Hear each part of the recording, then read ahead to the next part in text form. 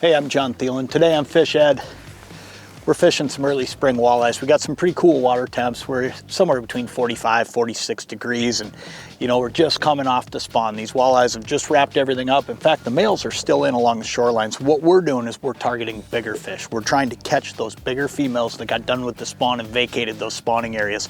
There's some tips and tricks to doing it, and it's really not that complicated once you understand how and where to do it. So stay right where you're at. Fish Ed's coming up.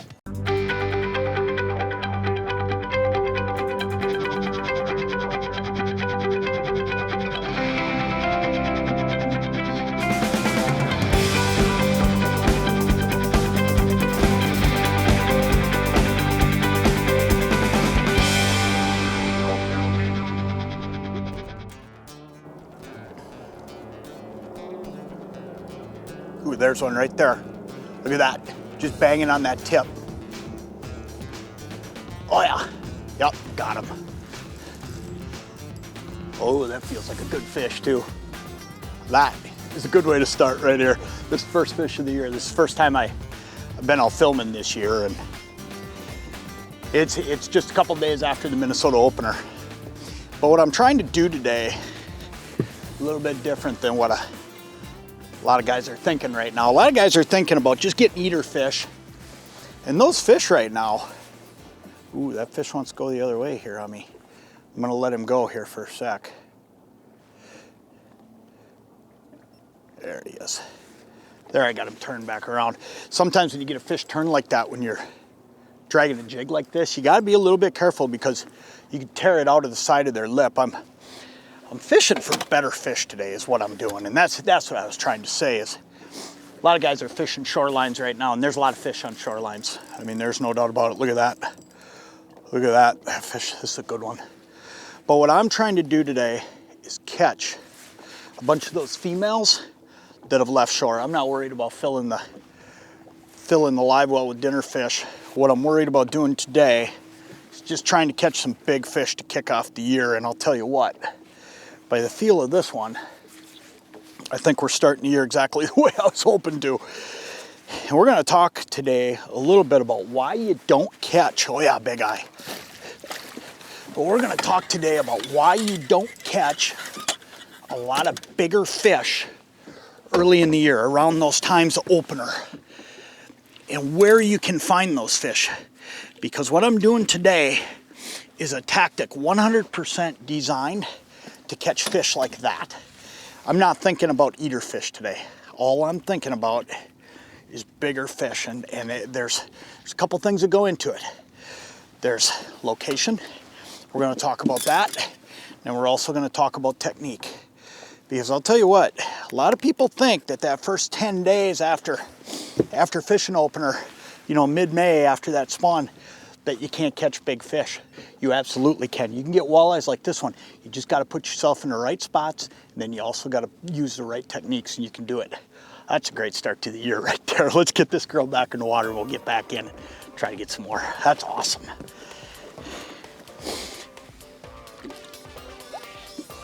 There she goes. Ooh, there's a fish right there. Got him.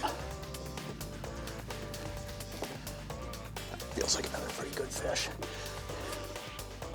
Man, this is one of my favorite times of the year to fish because, it's easier to find them. You know what, I'm gonna just leave those off. A little bit easier to find them because you've eliminated all that water. But I'll tell you what, these fish, they're just aggressive. And when you can fish for aggressive fish, I just don't know that there's any better way to fish, because here's what's happening. I mean, these fish, look at that. Man, they fight, they're aggressive, and they'll chase baits. And that's what I'm making them do today. Now this is a male that just come off the shoreline. And you're gonna get some of these fish mixed in, along with these bigger females we're catching. Oh, there goes my coffee. You're bound to knock a few things over here and there with everything going on. But let's get this fish out of here. Look at that, great walleye. But this is one of the things that's really cool, is once you get out onto spots like this, you get this smorgasbord of fish. Because up on the shorelines, fish like that one, that's all that's left, okay? Those fish, There's plenty of them still up there because they just wrapped up that spawn. But when you get out here to this stuff right here, this first set of structures, what's happened is out come all the females. They get here, they spend a couple days, they rest, and all of a sudden they start eating. Basically, you want to look for those areas where they know they spawn. And walleyes in general are looking for gravel areas, sandy areas to spawn. So that's the first thing you want to look for.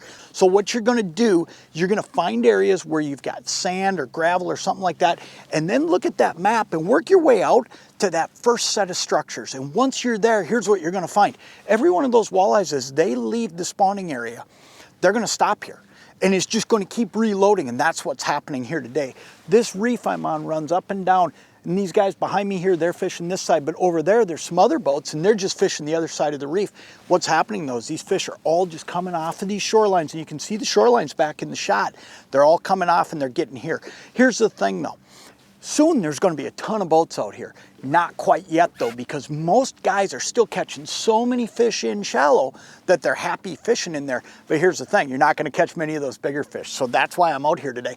Might I get a couple less fish than they get today? I might, but here's the deal. I'm probably going to get a few bigger fish mixed in with those males that are just starting to get here. There he is. Look at that, you can see him just loading that tip up. This is one of the things I do. I almost play a tug of war with him. What I'm doing here is just letting him load that up. He's almost just dragging along with me. There he goes. Now he's got it good. You feel him. All of a sudden he just got heavier. And that means one of two things. Either he turned or he swallowed it down good and he's getting ready to turn, so he slowed down. He's not moving with you as much. And what'll happen at that point is that's when I'm going to set the hook. Now here's the thing. What we're doing today is a really, really simple technique. I'm just dragging a jig. Okay, and when I say dragging a jig though, here's what I want you to know. If you watch what I'm doing, you don't see it banging bottom. I'm just dragging it. And when I say dragging it, I'm dragging it in the water column. I'm not dragging it along the bottom. I'm just a little bit up. And staying a little bit up just keeps it coming nice and steady. That shiner minnow's swimming right along with it. What I'm using here is an 1/8 ounce jig. I'm fishing 15, 16, 17 feet of water. And all I'm doing is casting it back and dragging it. And I'll let a little line out. It's really not a science. But if you see yourself starting to hit bottom, what you do want to do, this is another good one. This is one of those females.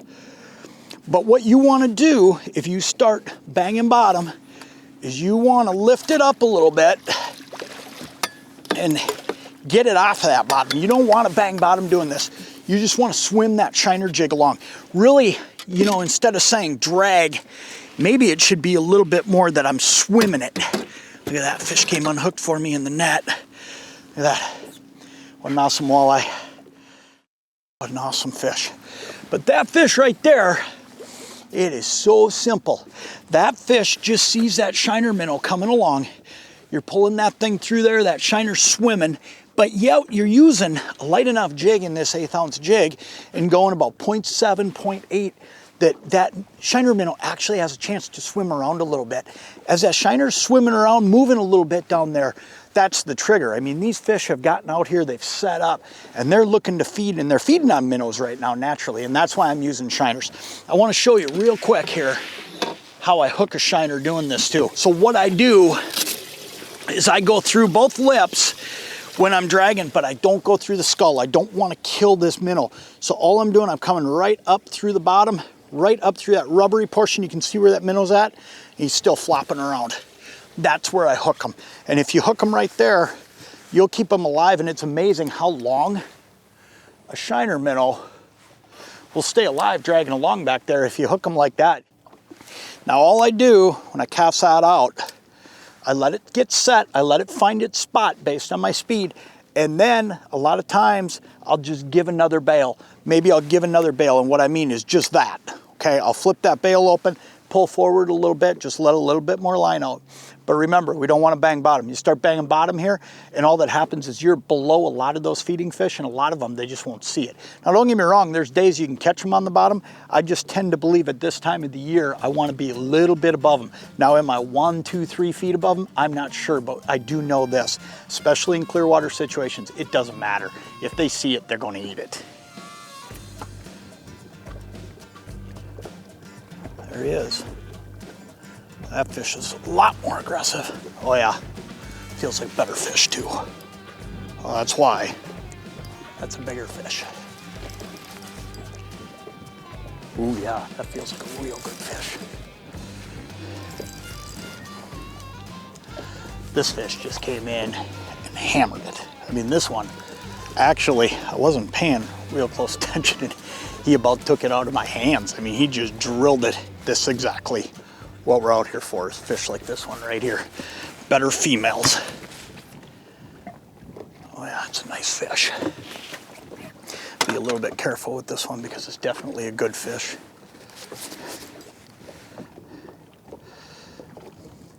There's nothing better than catching fish at this time of the year, the way they're willing to fight in this cold water.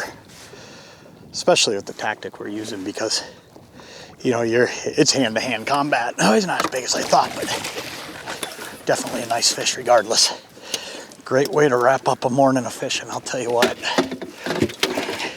That's just been awesome. I mean, it's a simple deal what we're doing. And yeah, this is exactly what we're chasing. You can see again, just hooked right in that edge, but spawned all female fish. I mean, just another great walleye, one after another. I'll tell you what, get out, drag some jigs around. It's a real simple tactic. Anybody can do it. You can hand hold it. You can put them in a rod holder, whatever it is, you can catch fish. It's just a real easy deal. This is just awesome.